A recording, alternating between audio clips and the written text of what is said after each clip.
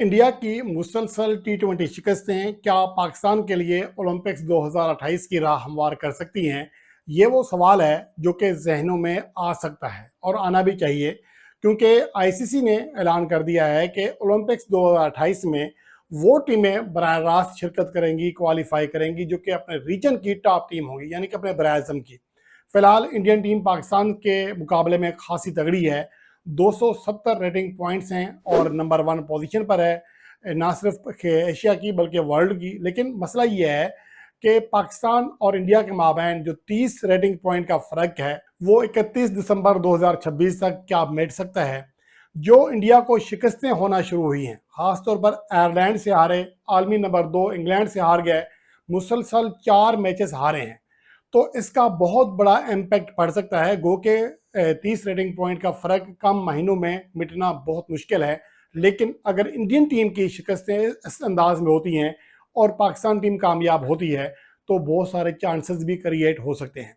लेकिन अहम बात यहाँ यही है, जिसकी बारहा मैं पहले भी वजाहत करता रहता हूँ, कि मुझे आईसीसी रैंकिंग निज़ाम में काफ़ी चीज़ें ऐसी हैं जो क्लियर दिखाई नहीं देती, जो शफाफ नहीं है, जिनमें कुछ ना कुछ गड़बड़ होती है। अब मसला मिसाल के तौर पर एक सबसे बड़ी मिसाल ये है कि इंडियन टीम आयरलैंड से हारी, इंडियन टीम इंग्लैंड से हारी, लगातार 4 मैचेस हारने के बावजूद इंडिया का एक भी पॉइंट नहीं कटा। ये बहुत ही अहम चीज़ है। अगर आप इस चीज़ को इस शिकस्तों से पहले देखते तो आईसीसी का रैंकिंग निज़ाम कुछ और कह रहा था।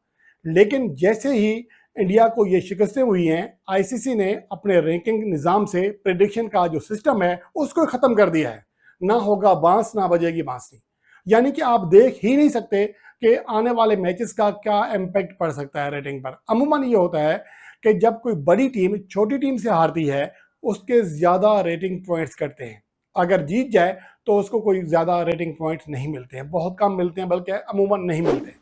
लेकिन इंडिया के हवाले से मामला बिल्कुल मुख्तलिफ है। इंडियन टीम जो कि आयरलैंड से हार चुकी है, इंग्लैंड से हार चुकी है, मुसलसल 4 शिकस्तें खा चुकी है, लेकिन उनके रेटिंग सिस्टम पर एक पॉइंट का भी फर्क नहीं पड़ा, जो कि बहुत बड़ा सवाल निशान है, जो कि आईसीसी रैंकिंग निज़ाम को मुतनाज़ कर रहा है, जो बता रहा है कि यहाँ पर बैक एंड पे क्या चल रहा है कि इंडियन टीम नंबर 1 रहे।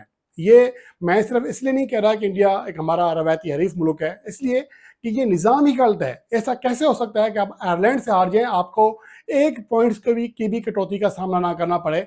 और आजकल जिसे आपने देखा कि रैंकिंग ही बहस करती है आईसीसी इवेंट्स में क्वालिफाई करने के लिए, ओलंपिक्स में क्वालिफाई करने के लिए।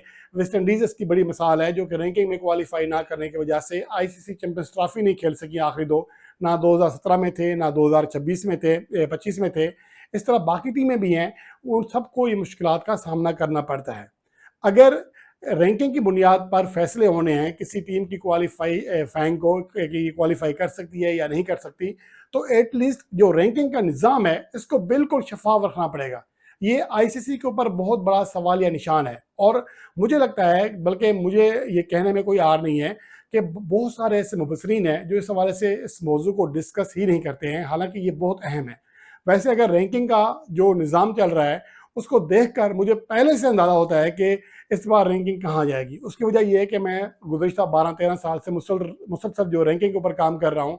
स्पोर्ट्स लिंक मैगजीन में भी कर रहा था, यूट्यूब चैनल पे भी कर रहा हूँ, फेसबुक पे भी। लेकिन मसला ये है कि मुझे पहले से अंदाज़ा था कि आयरलैंड से हारने के बाद आईसीसी की रैंकिंग में कोई गड़बड़ की जाएगी, और वो कर दी गई है।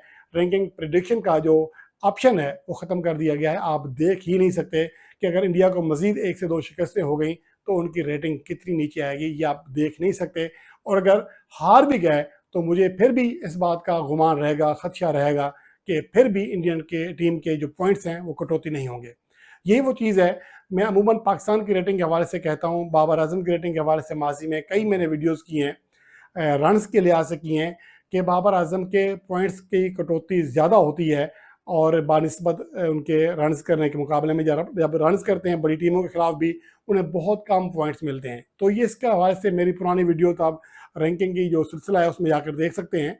मसला यहाँ ये है कि ये निज़ाम आखिर कब तक चलेगा, आखिर कब तक आईसीसी रैंकिंग को मुतनाज़ बनाएगी सिर्फ एक टीम को, एक मुल्क के प्लेयर्स को फ़ायदा दिलाने के लिए। یہ وہ چیزیں ہیں جو کہ تمام ممالک کو، تمام کرکٹ بورڈ کو ICC میں اٹھانی چاہیے. میڈیا پہ ہم سب کا فرض بنتا ہے اس چیز کو ہائی لائٹ کریں، اس لیے نہیں کہ انڈیا کے پوائنٹس کی کٹوتی نہیں ہوئی، اس لیے کہ یہ نظام شفاف ہونا چاہیے. کیونکہ اب رینکنگ کی بنیاد پر آپ کو کوالیفیکیشن ملتی ہے، آپ کوالیفائی کرنے کے اہل بنتے ہیں یا نہیں بنتے، یہ آپ کی رینکنگ ڈیسائیڈ کرتی ہے.